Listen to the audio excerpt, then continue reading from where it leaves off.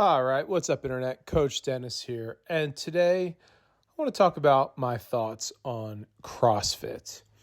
And to be clear, this is not about the gym that I go to, Camo Athletics, and their delivery of CrossFit. This is more about the philosophy of CrossFit, the CrossFit ethos, the objective, the methodology, as laid out by Greg Glassman.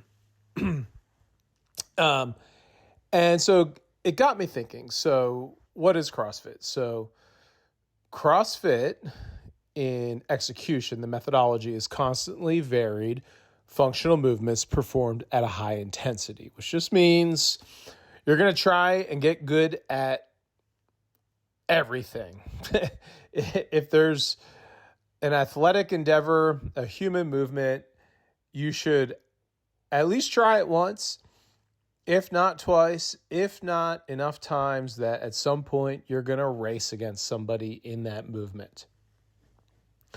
With the objective being work capacity. So CrossFit claims to have the world's most elegant solution to the world's most vexing problem, which is metabolic disorder, and that they are the apex methodology for achieving fitness, which they have defined as work capacity across broad time and modal domains. Meaning you could be proficient in strength and squat 500 pounds while also be proficient in speed and endurance and be able to run a 5-minute mile. That's kind of the old classic hybrid model of you can squat 500 pounds, run a 5-minute mile, and in fact, maybe do both of them together, back to back in under 5 minutes. And that's cool. But, as a CrossFit participant, how do you test your fitness? If you're participating in the methodology, you generally only have one way to test to find out whether you're doing better, and that's through doing the CrossFit season. You could do the CrossFit Open, quarterfinals, whatever, and move on to the games potentially. There's a few benchmark workouts, I suppose, you could see if you're getting better at. And as long as you don't train specifically for them, because that would be going against the ethos. If you just happen to do better in those they call them the girl workouts or the hero workouts year to year, if your MRF's always improving, then I guess that's some evidence that you're getting more fit. But what I find interesting, or what I've been thinking about lately, is this predictive? I think an element of fitness goes beyond work capacity. And I'm not taking anything away from CrossFit. They're the first, Greg Glass was the first person to put an operational definition on fitness with work capacity. But work capacity is what you can do right now, today, in this moment. And what I'm curious is that predictive? Whereas you have other physicians in this fitness sphere like Dr. Rhonda Patrick and Dr. Peter Attia, who have shown that VO2 max is predictive in longevity, things like grip strength. And so at the same time, we have that information, and then you find out that, well, there's been studies recently who test CrossFit, elite CrossFitters' VO2 max, and they are not elite. They obviously they're elite fitness, they're going to the CrossFit Games, but they don't have elite VO2 max when compared to cyclists, marathoners, cross-country skiers. So it begs the question is, what's more predictive of long-term fitness, of health span, of living a long, healthy life? And you have to ask yourself, could we get a better definition than work capacity across broad time and modal domains?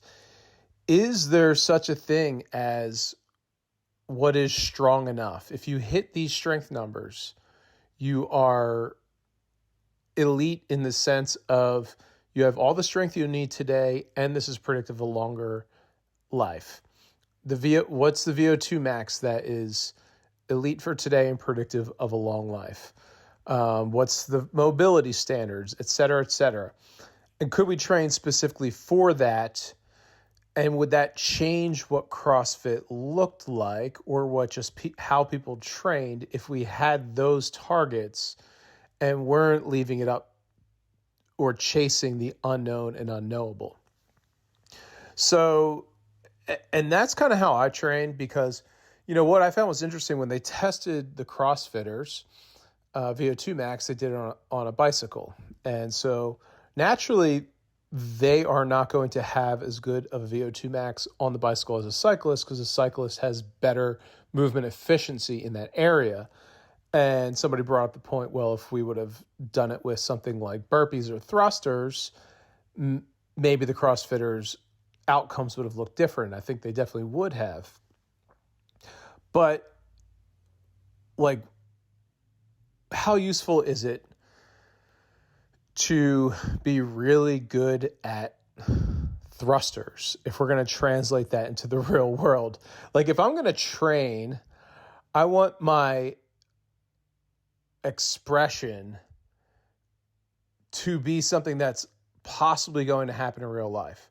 Running could really happen. Maybe I'm in the woods with a bear and a strange man, and I got to run the other direction away from both of them, right? We're not going to go and have that argument, but you're going to need to be able to run potentially.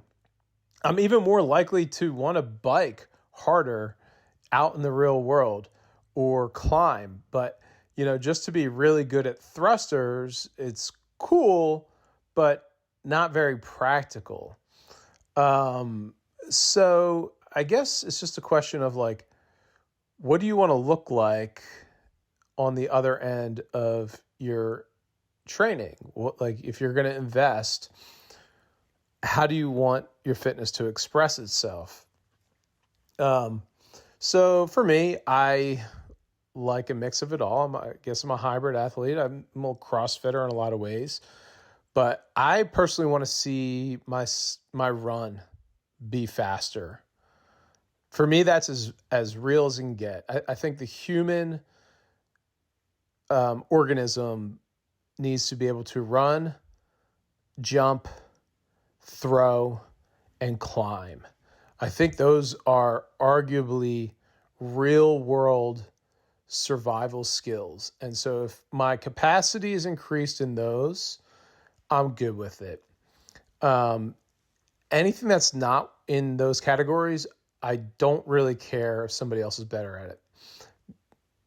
Squats are a tool then in the sense that they should help me be better at running, jumping, throwing, or climbing, but not the thing to be tested for who can do the most amount of squats in a certain amount of time.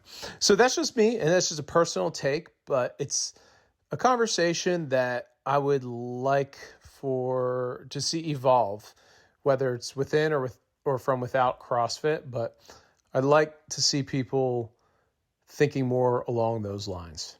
So so that's what I got today. I appreciate y'all. Let me know your thoughts in the comments. Peace.